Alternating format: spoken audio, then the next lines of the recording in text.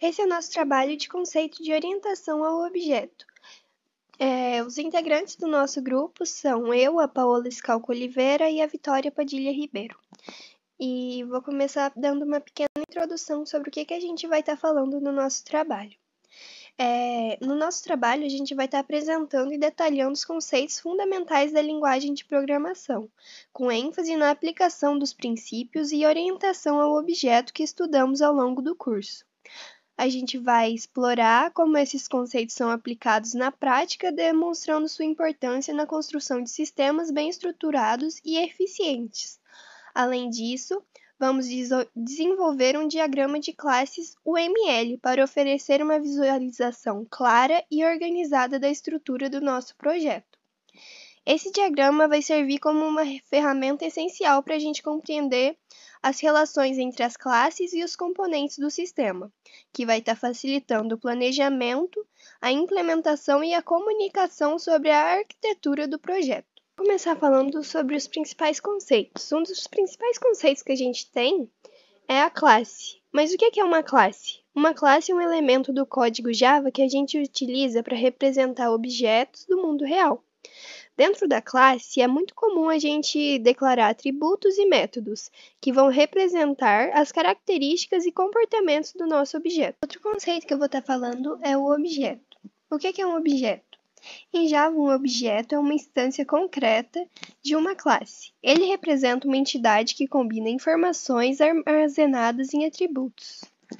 Agora eu vou falar um pouquinho sobre os métodos. O que é um método? Um método em Java é a função definida dentro de uma classe. Ele descreve os comportamentos que um objeto daquela classe pode realizar. O método permite que a gente execute ações, que a gente modifique dados e interaja com outros objetos. Os métodos podem receber parâmetros e retornar valores, e são chamados em objetos para realizar operações específicas. Agora eu vou estar falando um pouquinho sobre as referências entre classes. O que seria uma referência entre classes? A referência em classes em Java, elas conectam diferentes classes, o que permite que elas interagem e compartilhem métodos e atributos. Elas são fundamentais para a composição de sistemas complexos, onde objetos de classes diferentes podem conversar e trabalhar juntos. Essa referência pode ser passada como parâmetro, criada dentro dos métodos, ou mantidas como atributos, facilitando a comunicação entre diferentes partes do programa. Vou falar um pouquinho sobre o tratamento de exceções. O que seria o tratamento de exceções? O tratamento de exceções em Java é um mecanismo que permite que a gente lide com erros em situações inesperadas que ocorreram durante a execução de um programa. Esse processo garante que o programa possa continuar rodando ou finalizar de forma controlada, mesmo quando ocorrem erros. A ideia é capturar e tratar erros de maneira que o programa possa responder a eles adequadamente, sem travar ou gerar resultados incorretos. No tratamento de exceções em Java, a gente usa o try para executar o código que pode falhar e o catch para lidar com o erro. E eu vou mostrar agora o nosso código para a gente entender melhor um pouquinho disso. Agora eu vou estar falando um pouquinho sobre o encapsulamento. O que seria o encapsulamento? O encapsulamento em Java agrupa dados e métodos dentro de uma classe, controlando o acesso e seus atributos, através dos métodos publicados, getter e setters. Isso protege os dados, garantindo sua integridade e permitindo mudanças internas sem afetar outras partes do programa. Agora eu também vou falar um pouquinho sobre o construtor. O que é o construtor? Os construtores em Java são métodos especiais usados para criar e iniciar objetos. Eles têm o mesmo nome da classe e são chamados automaticamente quando o objeto é criado.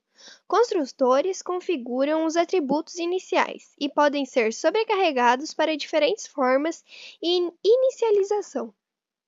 Agora eu vou falar um pouquinho sobre a herança. O que é a herança? A herança em Java permite que uma classe, a subclasse, herde atributos e métodos de outra, que é a superclasse. Isso facilita a reutilização de códigos e a criação de hierarquias de classe, permitindo que a subclasse estendida e modifique o comportamento da superclasse.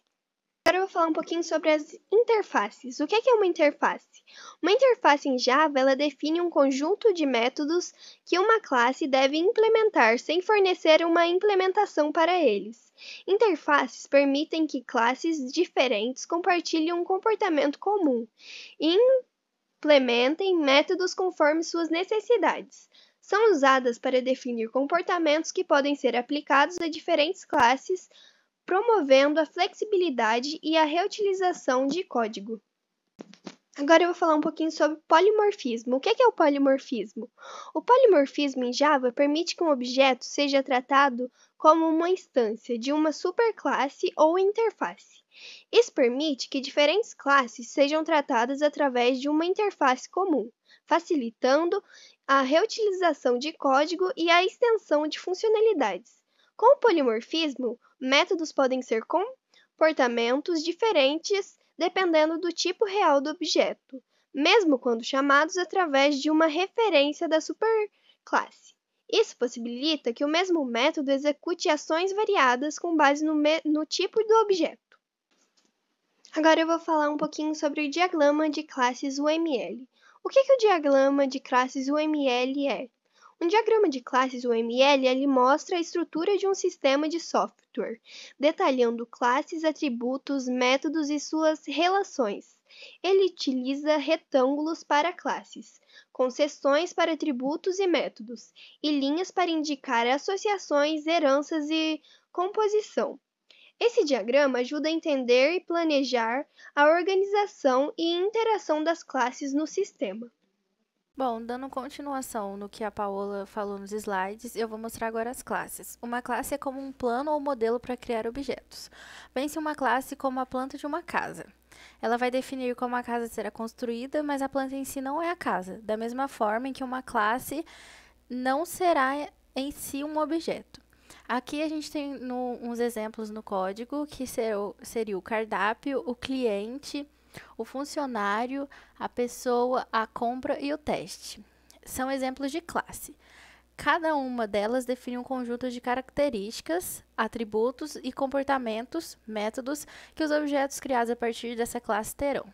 Continuando, a gente vai para o objeto. Já que eu falei que na classe ela era a planta de uma casa, o objeto seria a casa construída.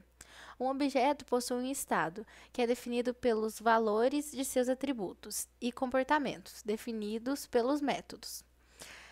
No exemplo de objeto no nosso código, a gente teria o cliente, que é um objeto da classe cliente. Ele é criado a partir da classe cliente e possui atributos como nome, idade e endereço, além de métodos para manipular esses atributos. A gente pode ver aqui nome cliente, idade cliente e endereço cliente. Os atributos são as características que o objeto tem. Eles representam o estado do objeto. Em termos simples, atributos são variáveis que pertencem a uma classe ou a um objeto. A gente tem de exemplo no nosso código na classe cardápio. Os atributos são nome e preço. Esses atributos armazenam informações sobre o nome de um item do cardápio e seu preço. Eu vou estar falando agora do método. O método são as ações que um objeto pode realizar. Eles definem o comportamento de um objeto. Um método pode manipular os atributos de um objeto ou realizar cálculos, entre outras coisas. A gente tem de exemplo no código o getNome, o setNome, o adicionar item e o calcular total. Por exemplo, o getNome retorna o nome de um item do cardápio e adicionar item adiciona um item à lista de compras. Agora eu vou mostrar a referência entre classes. Referência entre classes ocorre quando uma classe usa outra classe dentro de si. Isso permite que uma classe se relacione com outra e aproveite seus atributos e métodos. A gente tem de exemplo no código aqui na classe compra. Existe o atributo cliente, que é do tipo cliente. Isso significa que a classe compra contém uma referência a um objeto cliente, criando uma associação entre as duas classes. Bom, agora eu vou estar falando do tratamento de exceções. O tratamento de exceção é a maneira de lidar com erros que ocorrem durante a execução de um programa. Em vez de o programa falhar, ele pode capturar o erro e tornar uma ação específica. A gente tem um exemplo aqui no código, no método clearClient da classe cliente. Há um bloco, que é esse daqui, que captura uma input exception. Isso acontece quando o usuário insere um dado que não é um número inteiro. E o programa trata essa situação pedindo ao usuário que insira novamente. Agora eu vou estar falando do encapsulamento, métodos getter e setter. Encapsulamento é a prática de esconder os detalhes internos de uma classe e expor apenas o que é necessário. Os métodos getter e setter são usados para acessar e modificar os atributos privados de uma classe, permitindo controle sobre como esses atributos são usados e alternados. A gente tem de exemplo aqui no código o getNome e o setNome, na classe cardápio, que permitem acessar e modificar o atributo nome, que é privado. Isso protege os dados e garante que ele só seja alternado de maneiras controladas. Agora eu vou estar falando do construtor. Um construtor é um método especial de uma classe que é chamado quando um objeto é criado. Ele inicializa os atributos do objeto e garantem que ele comece a existir em um estado válido. A gente tem de exemplo aqui no código o construtor public cardápio string nome double preço, que está aqui. Na classe cardápio é chamado quando um novo objeto cardápio é criado. Ele inicializa os atributos nome e preço com os valores fornecidos. Bom, agora eu vou estar falando da herança. A herança permite que uma classe ou uma subclasse herde atributos e métodos de outra classe, superclasse. A subclasse pode então usar e modificar esses métodos para atender às suas necessidades específicas. A gente tem de exemplo aqui no código a classe cliente herda da classe pessoa. Isso significa que cliente possui todos os atributos e métodos de pessoa, mas pode adicionar ou modificar métodos como a reescrita no método exibirInfo, que está aqui embaixo. Bom, agora eu vou estar falando da classe abstrata. Uma classe abstrata é uma classe que não pode ser instanciada diretamente. Ela serve como um modelo para outras classes e pode conter métodos abstratos, que são métodos sem implementação, que devem ser implementados pelas subclasses. A gente tem de exemplo no código a classe pessoa. É uma classe abstrata. Ela define o método exibirInfo, que eu mostrei na herança.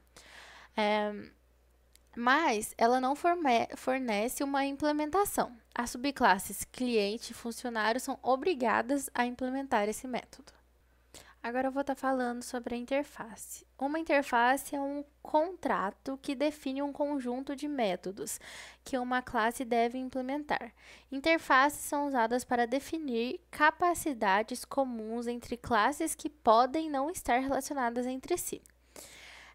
Ela é frequentemente usada para garantir que classes diferentes, como cliente e funcionário, possam ser tratadas de uma maneira uniforme se ambas implementarem a mesma interface. E por último, eu vou estar falando do polimorfismo. Polimorfismo permite que uma variável, função ou objeto tome várias formas. Isso geralmente significa que um método pode funcionar de maneira diferente dependendo do objeto que o invoca. De exemplo, no nosso código, a gente tem novamente exibirInfo. Ele é polimórfico. Tanto o cliente quanto o funcionário têm sua própria implementação desse método, permitindo que ele se comporte de maneira específica dependendo do tipo de objeto que o chama. Bom, agora eu vou estar falando do diagrama de classe UML. Ele representa visualmente a estrutura de um sistema, mostrando classes, atributos, métodos e seus relacionamentos. Os componentes principais são as classes, que são representadas por um retângulo dividido em 3 partes: nome, atributos e métodos.